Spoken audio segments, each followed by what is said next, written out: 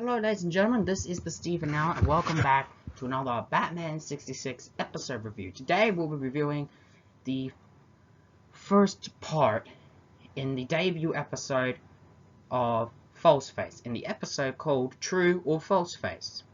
So let's get into it. Our episode begins with Chief O'Hara and another fellow officer down at a Gotham exhibit, and we find out that someone is threatening to steal a crowned jewelry tiara headgear, and the person who says that he will be stealing it is a criminal named Falseface, and Chief O'Hara says, "Oh, he's back again." So already we are introduced to another villain that both the police and Batman and Robin have had dealings with in the past. However, this is the first time we've heard of him. And we'll get to more on this character later on in the episode. And as we go on, and of course, Falseface stays true to his word. He and a female accomplice named Blaze pull an elaborate diversion, as it were, to steal the crown jewel and get away. However, it did look like at the moment that they failed to get it. They quickly managed to make their escape, courtesy of Falseface's trickmobile. Eventually, Commissioner Gordon is then informed by Chief O'Hara that Falseface is back in town, and when it's revealed that the crown, golden, or I guess you could say diamond crown or tiara, is actually a false one, a phony, they realize that Batman and Robin needs to be called in to take down Falseface once again. And of course, they do the usual call up at Wayne Manor. We get the usual Aunt Harriet scene. And of course, they answer the phone, slide down the bat poles, the opening credits roll, and then they drive in the Batmobile. And of course, but however, something interesting, for the actor who is to portray Falseface is not revealed yet. And we'll get to eventually that later on in the episode. They then get to Police HQ and here we are introduced to another thing about Falseface. That he plans his crime, how he plans his crimes. They are king-sized, crooked but king-sized, and of course has something to do with his gimmick of false. Now, but that said, an old man comes into Commissioner Gordon's office, delivering a note. Batman's skeptical of the guy, but he takes the note, and he reads it, with something saying, "I intend to give money to a defenseless little girl, signed FF. FF, Falseface." But they also know for a fact, Falseface always means the opposite of what he means. So what he means so when he says, "I intend to give money," means I intend to take money. But they haven't fully figured out the defenseless little girl bit. So girl is boy, and defenseless is armored. It would be something armored, and they realize the Lad Armored Car Company, Lad as in boy, armored for defense. They realize he must be planning to steal money from the Armored Car Company, or the truck that goes around. They collect money and take it to banks and all that. That's what they do. And just as they figured it out, they also deduced that the old man in the place is actually a woman named Blaze, Falseface's assistant. And of course, we then find out that she's been sent there to challenge Batman and Robin to capture him and her. She eventually makes her escape by jumping out of the building, and her and Falseface quickly make a getaway. But of course, Batman and Robin have no time to deal with this. They quickly need to get to the Ladder Armored Car Company and sort out this mess. When they get there to the Ladder Armored Car Company, the bank manager reveals that one of their trucks is late and was due to pick up a huge delivery of money. Batman and Robin quickly make their way to the place where the money's supposed to be picked up, and they find a car there. But they've managed to deduce that one of the guys is actually Falseface. Courtesy of though he is goodly disguised, they find out that it's him because he's parked near a fire hydrant. Something I guess is not regulation. He then reveals his face, but quickly makes his escape along with along with a bit of the money that's already been put in with the help of Blaze.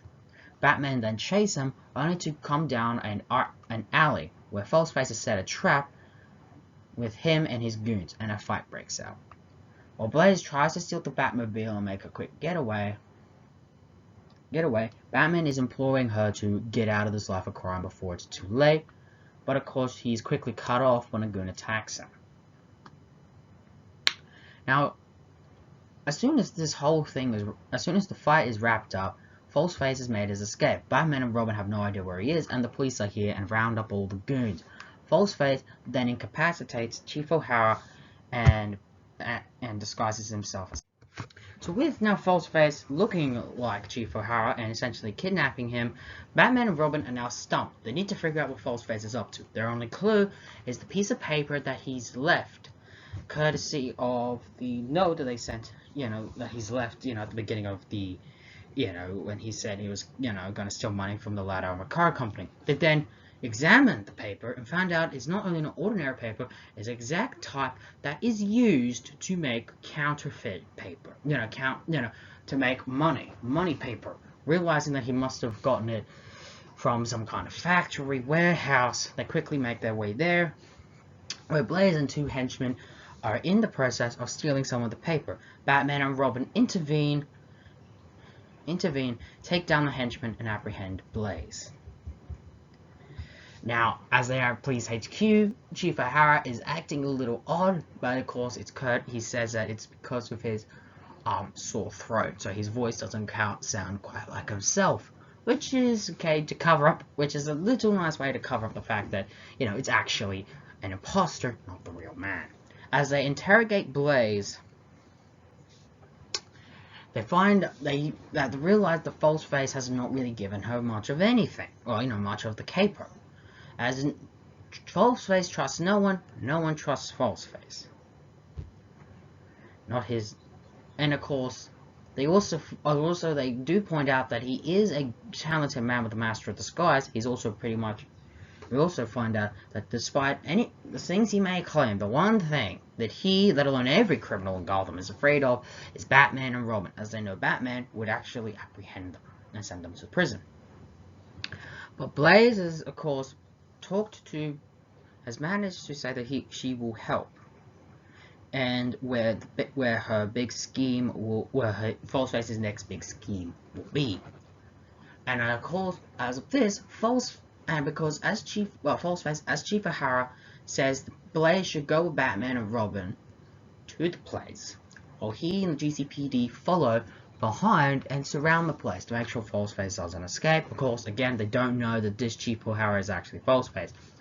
They then quickly get to the place where Batman is quickly apprehended.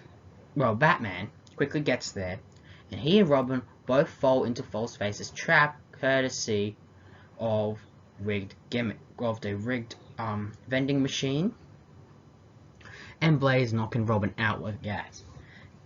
And Falseface then ties Batman and Robin down to a railway track, knowing that they're about to get run over by an oncoming train, and they quickly try to make their getaway. But here we see a change from Blaze, as she's beginning to fall for Batman in a way, and is begging Falseface not to kill him.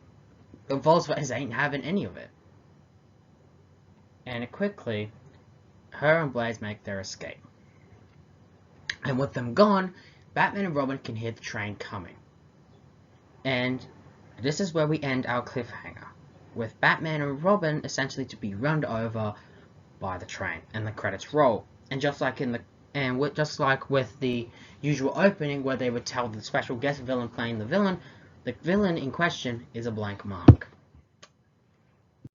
And that's how the episode ends. Of course, we have Chief O'Hara and Commissioner Gordon are there in the usual roles. However, arguably Chief O'Hara does play a big role in this two-part of being impersonated by Falseface. Alfred, of course, does help out a little when they were deducing the clue, and Harriet is just a nice little old lady who keeps brightening up the screen whenever she appears. And of course, Adam West and Burt Ward played their roles of Batman and Robin, and Bruce Wayne and Dick Grayson in the usual manner. Overall, Nothing really quite changes with it. But I also want to point out something very interesting. The villain. And as you can see here, yeah, in the first outing, they don't reveal who Falseface is, which is a nice little gimmick, I will admit, and does make the characters very interesting. Now, I will reveal the actor's name in the part 2 review, but here, let's just get to the actual character. Falseface here, believe it or not, I'm sure if was actually a character that originated from the comics, when the majority, always assumed that the character was actually created just for the show. And I do gotta admit, I love the idea of him being a guy who can change in and out, as a master of disguise, and the overall face is really interesting. And especially his final look, I guess you could say, with with him dressed up in that suit and fedora, and he's played mostly straight. He's straight, intimidating. He's not really as campy a bit. And this is a villain who I always found to be rather fun to watch every time. And this is a really interesting character for me. And I just like how we don't fully know his plot yet, but it has to do with something of counterfeiting and money stealing. And of course and just how he's introduced. That whole scene was great, and his Trickmobile was rather interesting. And of course, in this episode, we do find out his hideout is in an abandoned film lot. I did miss that out in the plot synopsis, but I just thought I might as well. Yeah, the whole breakdown of everything. For me, Falseface is such an interesting character, and I just like how he's portrayed here. And the fact we don't know the actor's name yet does make the character a bit more of a mystery. For me, True and Falseface is a really great start to so far a really good two-parter. We haven't reviewed the second part yet, so I have to wait to find out what I personally feel about the second half. But I always felt that this was just a really good episode. How they really used the outdoor sets are really great. And we're introduced to a character where you have to be on your guard, not knowing who he is. And rare. Also, the female assistant Blaze here is, for me, a fun addition. And however, I'll reveal more of a character in the second part, not on this part though. Overall, this character is really great, and the episode is so far great, and I can't wait to see where the second part takes us. And that's it. True or Falseface, a really great, in my opinion, really good, strong to a good two-parter so far. But we have to find out part 2 thing. And we're already introduced to such a really good villain. So far, I like how so far all the villains we've been introduced to so far in the series are all great in their own right, and we haven't seen a stinker yet. And this character is really a really good one. If it wasn't, and also not just this character is good, but also just how the first part is filmed. Join us next time as we review the second part, Holy Rat Race. So until then, tune in next time for the same Steven hour and the same Steven channel. So long for now.